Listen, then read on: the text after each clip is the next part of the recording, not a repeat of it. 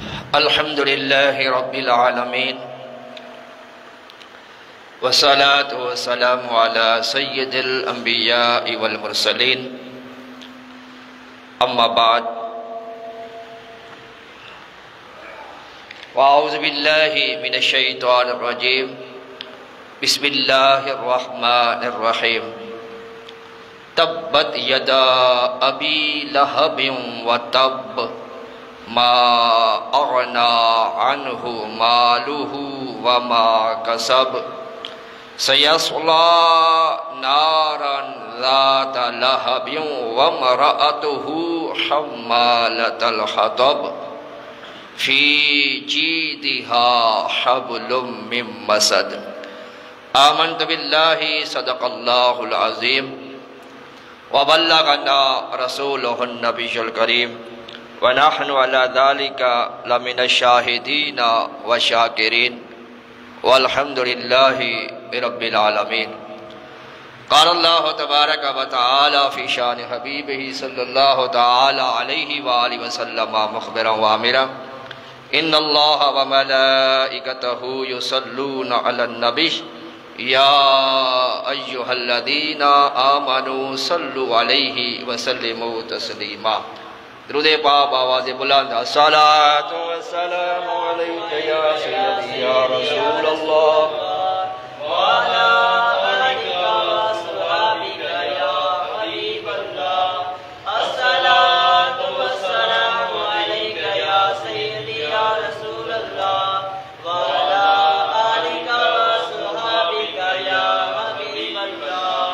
الصلاة والسلام عليك يا رحمة للعالمين على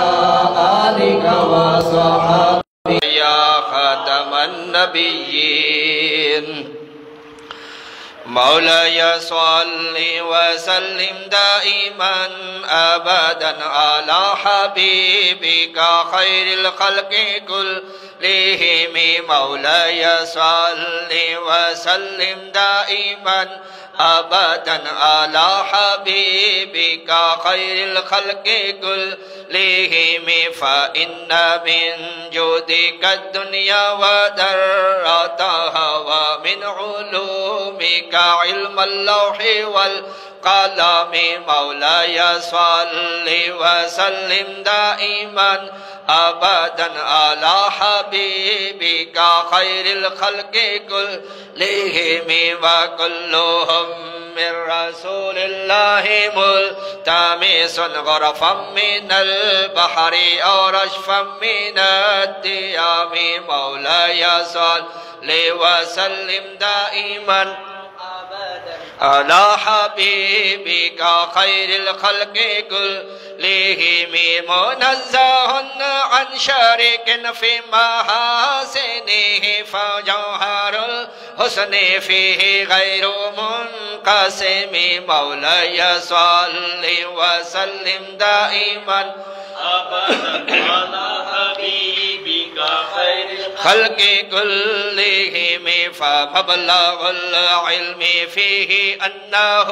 بشر وأنه خير خلق الله كلهم مولاي صل وسلم دائما أبدا على حبيبك خير الخلق كلهم يا ربي بالمصطفى بلغ مقاصدنا يا ربي بالمصطفى بلغ مقاصدنا واغفر لنا ما مدى يا واسع الكرم مولاي صل وسلم دائما أبدا على حبيبك خير الخلق كلهم ثم الرضا عن أبي بكر وعن عمر ثم الرضا عن أبي بكر وعن عمر وعن علي وعن عثمان ذي الكرم مولاي صل وسلم دائما خلق كلهم هو الحبيب الذي ترجى شفاعته لكل هول من الأهوال مقتحم مولاي صل وسلم دائما أبدا على حبيبك خير الخلق كلهم يستغفر الله من قول بلا أمل أستغفر الله من قول بلا أمل لقد نسبت به نسلا لذي أقوم مولاي صل وسلم دائما أبدا على حبيبك خير الخلق كلهم يا ربي بالمصطفى بلغ مقاصدنا واغفر لنا ما مدى يا واسع الكرم مولاي صل وسلم دائما أبدا على حبيبك خير الخلق كلهم فاغفر لناشدها واغفر لقارئها فاغفر لناشدها واغفر لسامعها سألتك الخير يا ذا الجود والكرم مولاي صل وسلم دائما أبدا على حبيبك خير الخلق كلهم مولاي صل وسلم دائما أبدا على حبيبك خير الخلق كلهم مولاي صل وسلم أبدا على حبيبك خير كلهم مولاي صل وسلم دائما أبدا على حبيبك خير الخلق كلهم. یہ ایسا درود پاک ہے جس کا مطلب ہے مولا یا صلی وسلم، اے میرے مولا، اے میرے خالق، اے میرے مالک، اے میرے رب عز و جل، صلی وسلم، درود و سلام بھیج، دائماً ابدا، ہمیشہ ہمیشہ، کس پہ؟ اللہ حبیبی کا خیر الخلق کلہم، اپنے محبوب نبی صلی اللہ تعالیٰ علیہ وآلہ وسلم جو تمام مخلوق میں افضل اور اعلیٰ اور برتر ہے. اور میرے آقا صلی اللہ تعالیٰ علیہ وآلہ وسلم ارشاد فرماتے ہیں جو بندہ حضور نبی کریم صلی اللہ علیہ وسلم کی بارگاہ میں روزانہ 50 مرتبہ درود و سلام پڑھ لیتا ہے، کل بروز قیامت میرے آقا صلی اللہ تعالیٰ علیہ وسلم اس کے ساتھ مصافحہ فرمائیں گے.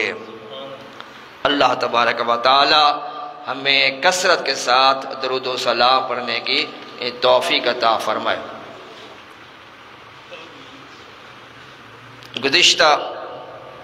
2 جمعوں سے حضور نبی کریم صلی اللہ تعالیٰ علیہ وسلم کی تعظیم اور توقیر کے حوالے سے بیان ہو رہا ہے، اور آج بھی انشاءاللہ حضور نبی کریم صلی اللہ علیہ وسلم کی تعظیم ادب کے حوالے سے اور جو سرکار دو عالم صلی اللہ علیہ وسلم کی شان اقدس میں بے ادبی کرتے ہیں، گستاخی توہین کرتے ہیں، ان کے بارے میں کچھ بیان کیا جائے گا. اور اسی مناسبت سے ہی یہ سورۃ اللہب جو 30ویں سپارے کی سورت ہے، 111 نمبر اس کے سورت کا نمبر ہے، اور اس کی شان نزول میں اس طرح سے آتا ہے کہ جب اللہ تعالیٰ نے یہ آیت مقدسہ نازل فرمائی وَأَنذِرْ عَشِيرَتَكَ الْأَقْرَبِينَ، سورۃ الشعراء کی آیت نمبر 214 ہے. وَأَنذِرْ عَشِيرَتَكَ الْأَقْرَبِينَ، اے محبوب صلی اللہ علیہ وسلم اپنے قریبی رشتہ داروں کو اللہ کے عذاب سے ڈراؤ، ان کے سامنے علل اعلان توحید و رسالت کا اعلان کرو. تو حضور نبی کریم صلی اللہ تعالیٰ علیہ وآلہ وسلم کوہ صفا پر تشریف فرما ہوئے، اور اپنی قوم سے مخاطب ہو کر فرمایا، جو مشرکین عرب تھے، مکہ کے رہنے والے، میرے آقا صلی اللہ تعالی وسلم نے ان سے فرمایا، اگر میں کہوں کہ اس پہاڑ کے پیچھے ایک دشمن لشکر تمہارے اوپر حملہ کرنے والا ہے، کیا تم میری اس بات کا یقین کر لو گے؟ تو قوم نے کہا اور با یک زبان ہو کر کہا کہ ہاں، اس لیے کہ ہم نے کبھی بھی آپ کو جھوٹ بولتے ہوئے نہیں دیکھا، آپ نے جب بھی بولا حق اور سچ بولا، لہذا ہم آپ کو صادق اور امین پاتے ہیں، یعنی آپ سچے بھی ہیں اور امانت دار بھی ہیں۔ اسی لیے کفار مشرکین آپ کے پاس اپنی امانتیں رکھتے تھے، حالانکہ جانی دشمن بھی تھے، پھر بھی وہ اپنی امانتیں حضور نبی کریم کے پاس رکھا کرتے تھے، کیونکہ وہ جانتے تھے کہ چاہے ہماری دشمنی ہے لیکن یہ ایسا شخص ہے، یہ ایسی ہستی ہے جو امانت میں خیانت نہیں کرتا۔ تو جب میرے آقا نے ان سے یہ اقرار کرا لیا کہ یہ میری بات کو مانیں گے اور ان کی زبان سے اپنی صداقت کی گواہی لے لی، تو پھر میرے آقا صلی اللہ تعالی علیہ وآلہ وسلم نے ارشاد فرمایا، تو پھر سنو، اللہ وحدہ لا شریک ہے، بتوں کی پوجا سے باز آ جاؤ، ایمان لاؤ اور اللہ کے عذاب سے ڈر جاؤ۔ جب آپ نے یہ کہا تو ابو لہب، جس کا نام عبد العزا تھا، چہرہ شعلے کی طرح اس کا چمکتا تھا، چمکدار اس کا چہرہ تھا، اور لہب کہتے ہیں شعلے کو، اس وجہ سے اس کو ابو لہب کہا جاتا ہے، یعنی شعلے والے چہرے والا۔ اصل نام عبد العزا تھا لیکن اس کو ابو لہب کے نام سے پکارا جاتا کیونکہ اس کا چہرہ بہت سرخ اور بہت بڑا وہ چمکدار تھا۔ اس بدبخت نے، اور یہ حضور نبی کریم کا سگا چچا بھی ہے، اس نے جب حضور نبی کریم کا یہ اعلان توحید و رسالت سنا، اس بدبخت نے کہا، تبا لکا، معاذ اللہ، اے محمد تو نے ہمیں اس وجہ سے بلایا ہے، اس وجہ سے ہمیں اکٹھا کیا ہے کہ تو ہمارے بتوں کی مخالفت کرے، اللہ وحدہ لا شریک کی دعوت دے۔ معاذ اللہ، اس نے حضور نبی کریم کے ہاتھوں کی طرف نسبت کی، اشارہ کیا، اور بعض روایتوں میں آپ نے پتھر بھی پھینکا۔ تب اللہ تبارک و تعالی نے یہ سورۃ مبارکہ نازل فرمائی، تبت یدا ابی لہب و تب، تباہ ہو جائیں ابو لہب کے دونوں ہاتھ، و تب، اور وہ تباہ ہو گیا۔ جب یہ آیت میرے آقا نے سنائی تو ابو لہب نے کہا، میرے پاس بڑا مال ہے، میں اللہ کو مال پیش کر دوں گا، معاذ اللہ رشوت دے دوں گا، اور مال کی عزت اپنی جان کو بچا لوں گا، عذاب سے بچا لوں گا۔ پھر اللہ نے یہ وحی نازل فرمائی، ما اغنا عنہ مالہ وما کسب، اے محبوب اس سے کہہ دو تیرا مال، تیری کمائی تیرے کچھ کام نہیں آئے گی، سیصلی نارا ذات لہب، اور اب دھنستا ہے لپٹ مارتی آگ میں وہ، وامرأتہ، اور اس کی جورو، اس کی بیوی، اس کی زوجہ بھی، فی جیدہا حبل من مسد، لکڑیوں کا گٹھا اٹھائے سر پر، اس کے گلے میں کھجور کی چھال کا رسا۔ جب یہ سورت نازل ہو گئی اور حضور نبی کریم کی دو صاحبزادیاں سیدہ رقیہ، سیدہ ام کلثوم رضی اللہ تعالی عنہما، ان دونوں کے نکاح ابو لہب کے بیٹوں سے ہو چکے تھے، ابھی رخصتی نہیں ہوئی تھی، نکاح ہو چکا تھا، اور اس وقت کفار سے نکاح منع نہیں ہوا تھا۔ جب یہ سورت نازل ہو گئی تو ابو لہب نے گھر جا کر اپنے بیٹوں سے کہا، جن کا نام عتبہ اور عتیبہ ہے، کہا دیکھو میری مذمت میں محمد یہ کہہ رہا ہے کہ ابو لہب تیرے ہاتھ ٹوٹ جائے اور تو تباہ و برباد ہو جائے، تو بھڑکتی آگ میں جلے گا، تجھے عذاب دیا جائے گا، تیرا مال کا سب کچھ کام نہیں آئے گا، لہٰذا اے بیٹو محمد کی بیٹیوں کو طلاق دے دو، یہ طلاق دے کر محمد کو تکلیف پہنچاؤ، اس کو اذیت پہنچاؤ، اس کو پریشان کرو۔ تو جو عتبہ تھا، بعض روایتوں میں عتیبہ بھی آتا ہے، اس نے آ کر حضور پاک سے عرض کیا کہ اے محمد میں آپ کی بیٹی کو طلاق دیتا ہوں، یہ کہہ کے وہ چلا گیا۔ دوسرا بیٹا جو آیا ابو لہب کا، اس نے نہ صرف طلاق دی بلکہ حضور نبی کریم صلی اللہ علیہ وسلم کی شان میں گستاخی اور بے ادبی بھی کی، توہین بھی کی حضور نبی کریم صلی اللہ تعالی علیہ وسلم کے بارے میں۔ تو پھر میرے آقا صلی اللہ تعالی علیہ وآلہ وسلم نے اللہ کی بارگاہ میں یہ عرض کیا، یا رب العزت اس پر اپنے کتوں میں سے کوئی کتا مسلط فرما۔ اب جب آپ نے یہ کہہ دیا، اب میرے آقا کی زبان سے جو نکل جائے تو اللہ پوری فرما دیتا ہے۔ اس نے جا کر اپنے باپ ابو لہب سے کہا کہ محمد نے میرے بارے میں ایسے کہا۔ ابو لہب چاہے جو کافر تھا لیکن اس کو اس بات پر یقین تھا کہ اللہ اپنے نبی کی بات کو موڑتا نہیں ہے، لہذا اس نے بڑے بڑے سیکورٹی گارڈ اس کے آگے پیچھے لگا دیے کہ میرے بیٹے کی حفاظت کرنا۔ ایک تجارتی قافلے میں اس کا بیٹا جا رہا تھا، اس نے قافلے والوں کو کہا کہ میرے بیٹے کا خیال رکھنا کہ یہ محمد کی دعا اس کو نہ لگ جائے، اس کے خلاف دعا کی ہے محمد نے۔ اب قافلے والے جہاں قیام کرتے ٹھہرتے آرام کے لیے تو وہ اپنا سامان اپنے دائیں بائیں رکھتے اور گول دائرے میں خود لیٹتے اور اوپر سامان کے اوپر جو ہے وہ ابو لہب کے بیٹے کو لٹاتے سلاتے، تاکہ اگر کوئی جنگلی جانور آئے بھی تو پہلے ہمارے ساتھ اس کا جو ہے معاملہ ہو، اس کے بعد یہ اس پہ حملہ کرے۔ اب ہوا کیا، آدھی رات ہوئی تو ایک شیر آیا، سارے لوگ سو چکے تھے اور یہ ابو لہب کا بیٹا سارے سامان کا جو ڈھیری بنی ہوئی تھی اس کے اوپر لیٹا ہوا تھا۔ اس شیر نے آ کر سارے لوگوں کے منہ کو سونگھا اور پھر اچانک اس نے ایک جست لگائی، چھلانگ لگائی اور جو سامان کے اوپر ابو لہب کا بیٹا لیٹا ہوا تھا اس کو نیچے کھینچا اور اس کو چیر پھاڑ کے رکھ دیا۔ اور پھر یہ نہیں کہ چیر پھاڑ کے رکھ دیا اور اس کا گوشت بھی کھانا گوارا نہیں کیا،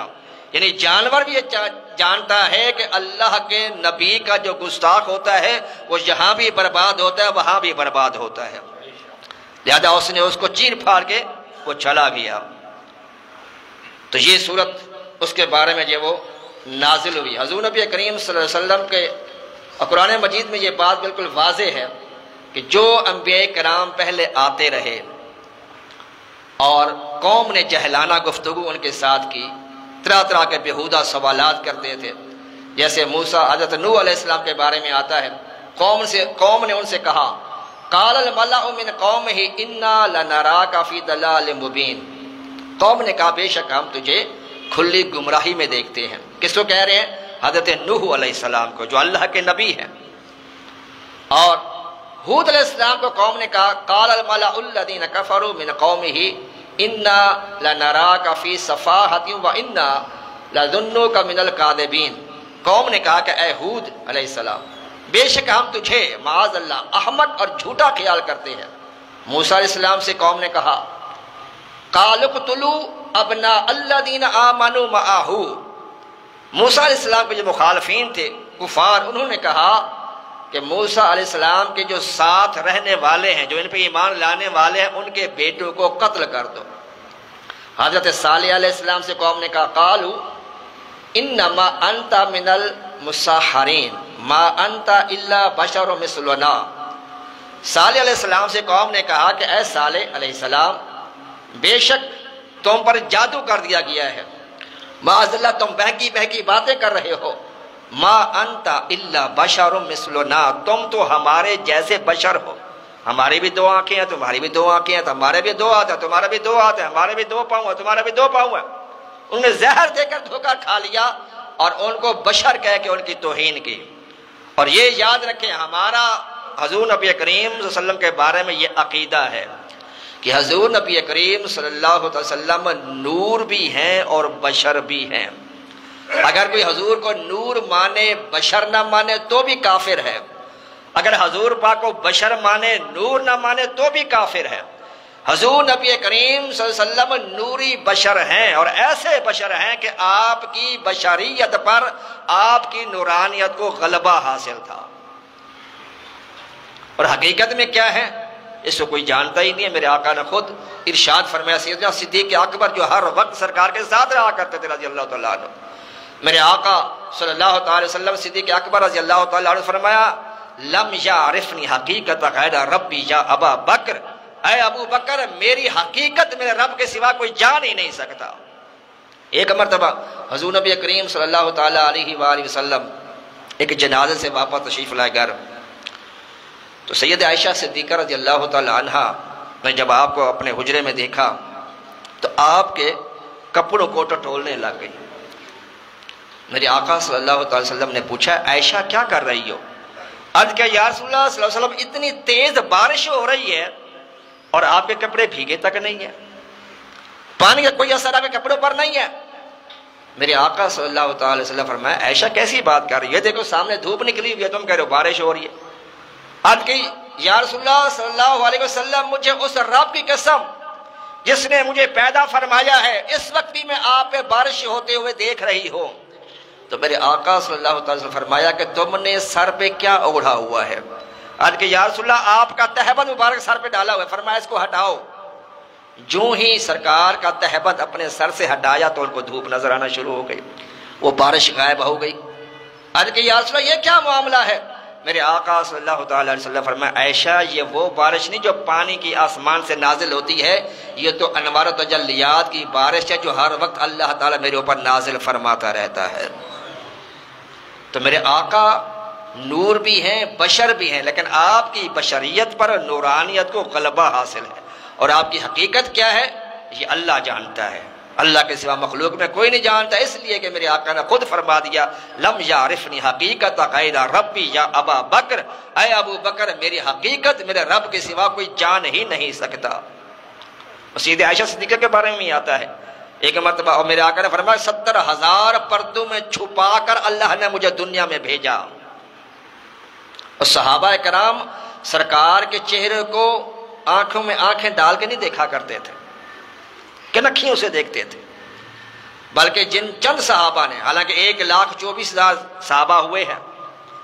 لیکن سرکار کا جو حلیہ مبارک ہے وہ صرف چند صحابہ نے بیان کیا ہے۔ ایک صحابی سے پوچھا گیا، سرکار کے چہرے کو تو کوئی دیکھ نہیں سکتا تھا، تو آپ کس طرح بیان کر رہے ہیں، آپ نے کیسے سرکار کے چہرے کو دیکھا؟ وہ کہتے ہیں میں نے سرکار کو ڈائریکٹ چہرے پہ نہیں دیکھا، بلکہ میں سرکار کو اپنی انگلیوں کے سوراخوں میں سے دیکھ کے دیکھا کرتا تھا۔ فرمایا کیوں ڈائریکٹ کیوں نہیں دیکھتے تھے؟ کہا اس وجہ سے نہیں دیکھتا تھا کہ مجھے ڈر ہوتا تھا کہ اگر میں ڈائریکٹ سرکار کی آنکھوں میں آنکھیں ڈال کے دیکھوں کہیں میرے آنکھوں کی روشنی جو ہے وہ غائب ہی نہ ہو جائے۔ اتنی تیز نور آپ پہ برستا تھا۔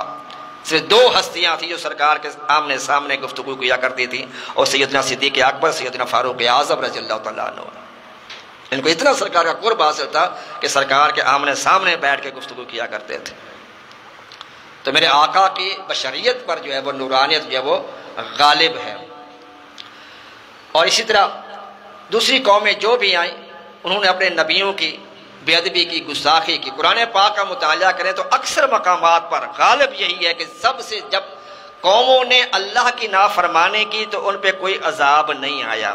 لیکن جب ان قوموں نے اللہ کے نبیوں کی توہین کی، اللہ کے نبی کی بے ادبی کی، گستاخی کی، تو پھر اللہ تعالیٰ نے ان پہ عذاب نازل فرمایا۔ نوح علیہ السلام نے کتنے سال تک تبلیغ کی، 950 سال تک تبلیغ کی، قوم انکار کرتی رہی، چند بندے مسلمان ہوئے، عذاب نہیں آیا۔ لیکن جب نوح علیہ السلام نے کشتی تیار کی اور بڑی محنت کے ساتھ کشتی کو تیار کیا اللہ کے حکم سے، اور پھر اس قوم نے اس کشتی کی بے ادبی کی، اللہ کے نبی کی بھی نہیں، جس کشتی کو اللہ کے نبی نے بنایا، نوح علیہ السلام نے، اس قوم نے اس کشتی کی بے ادبی کی، توہین کی، کہ اس کے اندر غلاظت پھینکنا شروع کر دی، گندگی پھینکنا شروع کر دی، حتیٰ کہ وہ کشتی ساری گندگی سے بھر گئی۔ نوح علیہ السلام تشریف لے گئے، دیکھا کشتی کا یہ حال، آپ کو بڑا دکھ ہوا، بڑا رنجیدہ ہو گئے، بڑی محنت کے ساتھ میں نے اس کو بنایا تھا، میرے جانثاروں نے اس کو بنایا تھا، لیکن ان کافروں نے اس کے ساتھ کیا یہ حالت کی ہے، آپ رنجیدہ ہوئے۔ تو اللہ تعالیٰ کو اپنے نبی کا رنجیدہ ہونا گوارا نہیں ہوتا۔ انہوں نے اللہ کے نبی کی بنائی ہوئی چیز کی گستاخی کی، بے ادبی کی، اس میں گندگی ڈالی، تو اللہ تعالیٰ نے اس قوم میں خارش کی بیماری نازل فرما دی۔ خارش ہو گئی ان کی، بڑے علاج کیے، دوائیاں لی، لیکن ٹھیک نہیں ہوتے تھے۔ اب ہوا کیا؟ حضرت اللہ تعالیٰ نے نوح علیہ السلام سے جب یہ رنجیدہ تھے، اللہ نے فرمایا اے میرے نبی گھبراؤ نہیں، پریشان نہ ہو، انہی قوم سے ہی یہ کشتی صاف کراؤں گا۔ اب قوم کو خارش ہو گئی اور وہ دوائیاں استعمال کر رہے ہیں، کوئی حکیم کوئی دوا اس کو کام نہیں دے رہی، سارے پریشان، کیا کریں؟ اب ہوا کیا؟ ایک شخص کوڑا پھینکنے گیا، گندگی غلاظت پھینکنے گیا، تو پھینکتے پھینکتے کشتی قوم زیادہ تھی اور کشتی تو اتنی بڑی نہیں تھی، تو وہ پھینکتے جب اس کے اندر ہی گر گیا، گندگی کے کشتی کے اندر ہی گر گیا۔ اب جو گندگی اس کے جسم پہ لگی تو جہاں جہاں لگی تو وہاں خارش اس کی ختم ہو گئی، تکلیف ختم ہو گئی۔ وہ بڑا خوش ہوا، اس نے پھر اور لگا اٹھا کے لگائی، پورے جسم پہ لگا لی، ساری تکلیف ختم ہو گئی۔ بڑا خوش ہوا، اپنی قوم جا کے کہنے لگا آؤ بھائی علاج مل گیا۔ اب قوم آئی، اب قوم زیادہ تھی، کشتی میں گندگی کام تھی، اب قوم نے کیا کیا؟ اس کو دھو دھو کے جو اپنے جسم پہ لگائے، بیماری ختم ہو گئی۔ لیکن ان پہ عذاب تو آ چکا تھا، جو پانی کا عذاب آیا۔ ساری قوم، بیٹا نوح علیہ السلام کا بیٹا ہو کر بھی، کیونکہ اللہ کا نبی ہے اور بیٹا ہے ان کا، لیکن اللہ فرماتا ہے کہ اے میرے نبی یہ تمہارا نہیں ہے، یہ تمہارا بیٹا کہلانے کے لائق نہیں ہے، تو تمہارا ہے تو حلالی، یعنی بدگمانی نہیں کر سکتے اس کے معاذ اللہ کہ آپ کا بیٹا نہیں ہے۔ انہو لیس من اہلک، فرمایا تمہارے گھر والوں میں سے نہیں ہے۔ کیوں؟ اس کا عمل صحیح نہیں ہے، اس کا ایمان صحیح نہیں ہے، اس کا عقیدہ صحیح نہیں ہے۔ مطلب یہ ہوا کہ اگر نسب ہو اور عقیدہ درست نہ ہو تو نسب بھی کام نہیں آ سکتا۔ ابو لہب سرکار کا سگا چچا ہے، پھر بھی اس کی مذمت میں اللہ نے پوری صورت کو نازل فرما دیا۔ کیوں؟ اس لیے کہ اس کے پاس ایمان کی دولت نہیں تھی۔ تو قوموں نے اس طرح جب اللہ کے نبیوں کی گستاخی کی، بے ادبی کی، تو اللہ تعالیٰ نے عذاب نازل فرمایا۔ قرآن پاک ہم مطالعہ کریں تو اس آپ کو یہی ملے گا کہ جب قوموں نے اللہ کے نبیوں کی بے ادبی کی، گستاخی کی، تو پھر اللہ صالح علیہ السلام کو دیکھ لیں، قوم نے ان کی اونٹنی جو اللہ نے پہاڑ سے نکالی تھی، اس اونٹنی کی بے ادبی کی۔ صالح علیہ السلام کے اشارے پر جو اونٹنی باہر نکلی پتھر میں سے اللہ کے حکم سے معجزے کے طور پر، تو پھر وہ جب اس اونٹنی کی بے ادبی کی تو پھر ان پہ جو عذاب نازل ہوا۔ بے شمار ایسے واقعات ہیں۔ تو پہلی قوموں پر جب عذاب آتا تھا، جب کوئی نبی کی توہین کرتا تو نبی اپنی صفائی بیان کیا کرتے تھے، لیکن جب حضور نبی کریم صلی اللہ علیہ وسلم کی باری آئی تو جب میرے آقا صلی اللہ علیہ وسلم کے بارے میں گستاخی کی جاتی، بے ادبی کی جاتی، سوالات کیے جاتے، تو اللہ تعالیٰ خود اس کا جواب عطا فرماتا تھا۔ جیسے قوم نے آپ صلی اللہ تعالی علیہ وسلم کو کہا کہ آپ مجنون ہیں باذ اللہ، تو اللہ نے فرمایا ما انت بنعمت ربک بمجنون، اے محبوب آپ مجنون نہیں ہیں۔ اسی طرح کافروں نے آپ کو کاہن کہا، تو اللہ نے فرمایا فما انت بنعمت ربک بکاہن، اے محبوب آپ کاہن نہیں ہو۔ جب کافروں نے آپ کو شاعر کہا، اللہ نے فرمایا وما علمناہ الشعر وما ينبغي له، اور اسی طرح اور بے شمار مقامات پر حضور نبی کریم پر کچھ دن وحی آنا بند ہو گئی، کچھ دن وحی آنا بند ہو گئی۔ تو کفار مشرکین کہنے لگے دیکھو جی محمد کو اس کے رب نے چھوڑ دیا ہے، اتنے دنوں کی کوئی بات چیت نہیں ہوئی، کلام نہیں ہوئی، وحی نازل نہیں ہوئی، لہٰذا اللہ تعالیٰ اپنے نبی سے معاذ اللہ بیزار ہو گیا ہے، اس کا دل بھر گیا معاذ اللہ، اس لیے اس نے محمد کو اب چھوڑ دیا ہے، اس لیے اسے بات نہیں کرتا، کوئی وحی کوئی حکم نازل نہیں فرماتا۔ تو پھر اللہ تعالیٰ نے سورۃ والضحیٰ نازل فرمائی والضحیٰ واللیل اذا سجا ما ودعک ربک وما قلی، اے محبوب تمہارے چمکتے چہرے کی قسم، تمہارے زلفوں کی قسم، اللہ تعالیٰ نے تمہیں کبھی تنہا نہیں چھوڑا۔ پوری سورۃ اللہ نے اپنے محبوب کی شان میں نازل فرما دی، والضحیٰ واللیل اذا سجا ما ودعک ربک وما قلی وللآخرۃ خیر لک من الاولی، آپ کے آنے والے گھڑی پہلے سے بہتر ہوتی جائے گی، ولسوف یعطیک ربک فترضی، اے محبوب ہم آپ کو اتنا دیں کہ آپ راضی اور خوش ہو جائیں گے۔ جب یہ آیت نازل ہوئی تو اللہ کے بارے سرکار کے بارے میں عرض کیا گیا تو میرے آپ کیسے راضی ہوں گے؟ تو میرے آقا نے ارشاد فرمایا کہ میں اس وقت تک راضی نہیں ہوں گا جب تک میرا کوئی امتی بھی جنت سے باہر ہوگا۔ تمام امت کو جنت میں داخل کراؤں گا، پھر میں اللہ سے راضی ہو جاؤں گا۔ وَلَسَوْفَ يُعْطِيكَ رَبُّكَ فَتَرْضَىٰ۔ تو یہ اللہ نے پورے سورج جو ہے وہ اسی طرح اعلیٰ حضرت نے جو اشارہ کیا ہے، کلام الہی میں شمس الضحیٰ، تیرے چہرہ نور فضا کی قسم، شب تار میں راز یہ تھا، حبیب کی زلف دوتا کی قسم۔ حضور نبی کریم صلی اللہ تعالیٰ علیہ وآلہ وسلم کی شان عرف و اعلیٰ، اور اسی طرح اللہ تبارک و تعالیٰ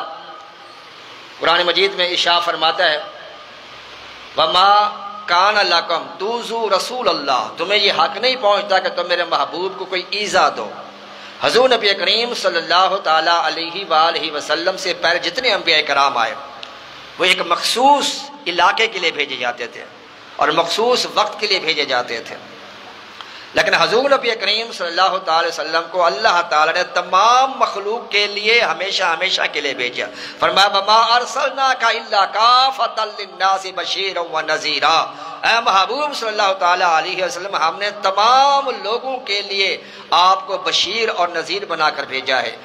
تبارک الذی نزل الفرقان علی عبدہ لیکون للعالمین نذیرا، اور اسی طرف سیدی اعلیٰ وما ارسلناک الا رحمۃ للعالمین، جس کا اللہ رب ہے اس کے لیے اللہ کا محبوب رحمت ہے۔ وہاں الحمدللہ رب العالمین ہے، ادھر وما ارسلناک الا رحمۃ للعالمین ہے۔ جب یہ آیت نازل ہوئی تو کسی نے شیطان سے پوچھا، بلکہ میرے آقا نے خود پوچھا، شیطان ابلیس لائن سے۔ اس کا نام پہلے عزازیل تھا، جیسے جبرائیل، میکائیل، اسرافیل، اسی طرح اس کا نام بھی عزازیل تھا۔ یہ فرشتوں کا امام تھا، سردار تھا، لیکن نبی کی تعظیم نہ کرنے کی وجہ سے، پھر بھی دیکھ لیں وہاں بھی تعظیم نبی آ رہی ہے۔ آدم علیہ السلام کو سجدہ تعظیمی نہ کرنے کی وجہ سے اللہ نے اس کو اپنی بارگاہ سے مردود کر دیا، اور مفسر فرماتے ہیں کہ وہ بظاہر تو آدم علیہ السلام کو سجدہ تھا، حقیقت میں وہ سجدہ نور محمدی کو تھا، کیونکہ سیدنا آدم علیہ السلام کے پیشانے میں رسول اللہ کا نور جلوہ گر تھا۔ آدم علیہ السلام جب پیدا ہوئے اللہ نے تخلیق فرمایا اور ان کے اندر روح ڈالی گئی، تو فرشتے ان کی پشت پہ آ کے بوسے دیتے۔ آدم علیہ السلام نے اللہ کی بارگاہ میں عرض کی، یا رب یہ فرشتے آتے ہیں میری پشت پہ بوسے دیتے ہیں، تو کیا چیز ہے؟ اللہ نے فرمایا یہ میرے محبوب محمد کا نور ہے جس کو آ کے یہ بوسے دیتے ہیں۔ فرشتے بوسے دیں تو شرک نہ ہو، اور غلام مصطفیٰ نام سن کے بوسے دے تو یہ شرک ہو جائے گا۔ بہرحال انہوں نے عرض کیا، یا رب پھر تیرے محبوب کا نور ہے تو پشت پہ نہیں بلکہ میرے پیشانی میں رکھ دے۔ تو جب پیشانی پہ نور رکھ دیا گیا تو فرشتے پیشانی کو آ کے بوسے دیا کرتے۔ آدم علیہ السلام کہ یا اللہ تیرے محبوب کا اتنا پیارا نور ہے، میں بھی دیکھنا چاہتا ہوں۔ کہ اللہ تعالیٰ نے اپنے محبوب کا نور جیسے سیدنا آدم کے ناخنوں میں منتقل کر دیا، جو ہی انہوں نے نور محمدی کو دیکھا فوراً چوم کر آنکھوں سے لگا لیا، اور اسی وجہ سے اسی نام کا وسیلہ دے کر آدم علیہ السلام نے اپنی خطا کی معافی مانگی۔ تو سیدنا حضور نبی کریم صلی اللہ علیہ وسلم کو تمام جہاں، اور حضور نے پوچھا کہ الصلاۃ والسلام علیکہ یا رسول اللہ، شیطان ابلیس سے پوچھا کہ تجھے بھی میری رحمت کا حصہ ملا ہے؟ اللہ نے مجھے تمام جہان والوں کو، تو بھی جہان میں داخل ہے، کہ تجھے بھی میری رحمت میں سے حصہ ملا ہے؟ تو ابلیس نے کہا ہاں مجھے بھی آپ کی رحمت میں سے کچھ حصہ ملا ہے۔ فرمایا کیا؟ کہا پہلے میں آسمانوں پہ جا کے فرشتوں کی باتیں سنتا تھا، جب اللہ تعالیٰ فرشتوں کا احکامات دیتا کہ آج تم نے یہ کام کرنا ہے، آج تم نے یہ کام کرنا ہے، تو میں چھپ کر آسمان پہ جا کر جب وہ فرشتوں کی باتیں سن کے نیچے زمین والوں کو آ کے بتاتا تھا، نجومیوں کو بتاتا تھا، کہنوں کو آ کے بتاتا تھا۔ تو جب فرشتوں کو پتہ لگتا تھا مجھے زوردار زناٹے دار تھپڑ مارا کرتے تھے، جس کی کافی عرصے تک مجھے تکلیف ہوتی رہتی تھی۔ جب یہ آیت نازل ہوئی ما ارسلناک الا رحمۃ للعالمین، تو آپ کی رحمت کا حصہ ایسے ملا کہ آپ مجھے وہ تھپڑ تو نہیں پڑتا، یہ ہے کہ آپ میری طرف آگ کا شعلہ پھینکا جاتا ہے۔ آپ نے کبھی دیکھا ہوگا آسمان پر ایسے کہ شعلہ ظاہر ہوتا ہے اور غائب ہو جاتا ہے، وہ چیز کو شہاب ثاقب کہتے ہیں، اور یہ فرشتے ہوتے ہیں جو شیطان کو وہ شعلہ مارتے ہیں۔ تو یہ رحمت کا حصہ ملا کہ مجھے اب تھپڑ نہیں پڑتا بلکہ وہ شعلہ میری طرف جو وہ پھینکا جاتا ہے۔ تو حضور نبی کریم کی شان بڑی عرف و اعلیٰ ہے۔ میرے آقا لوگوں کے ایمان نہ لانے پر اتنے رنجیدہ ہوتے تھے، اتنا آپ کو دکھ ہوتا تھا کہ اللہ تعالیٰ نے قرآن پاک میں ارشاد فرما دیا فَلَعَلَّكَ باخع نفسک علی آثارہم ان لم یؤمنوا بہذا الحدیث اسفا۔ اے محبوب صلی اللہ تعالی علیہ وسلم، ان کے ایمان نہ لانے کی وجہ سے اتنے رنجیدہ ہوتے ہو، کہیں اپنی جان پر ہی نہ کھیل جاؤ۔ بڑے پریشان ہوتے تھے لوگ ایمان نہ لانے کی وجہ سے، کرتے تھے میرے آقا صلی اللہ علیہ وسلم سے ایمان، فرماتے کہ تم جہنم میں گر رہے ہو اور میں تمہیں دامن سے کھینچ رہا ہوں، تمہارے کپڑے سے کھینچ کھینچ کے تمہیں جنت میں داخل کرنا چاہتا ہوں۔ ایک صحابی نے عرض کیا یا رسول اللہ صلی اللہ علیہ وسلم کل بروز محشر میں آپ کو کہاں تلاش کروں؟ میرے آقا صلی اللہ تعالی علیہ وسلم فرمایا حوض کوثر پہ آ جانا، اپنے پیاسے امتیوں کو آب کوثر کے جام پلا رہا ہوں گا۔ یا رسول اللہ اگر میں وہاں پہ نہ پاؤں، پھر فرمایا پھر پل صراط پہ آ جانا، اپنی امت کو سلامتی کے ساتھ پل صراط سے گزار رہا ہوں گا۔ یا رسول اللہ اگر میں آپ کا پل صراط پہ بھی نہ پاؤں، پھر کہاں تلاش کروں؟ میرے آقا نے فرمایا پھر میزان پہ آ جانا، اپنی امتیوں کے اعمال تلوا رہا ہوں گا۔ میرے آقا اتنے،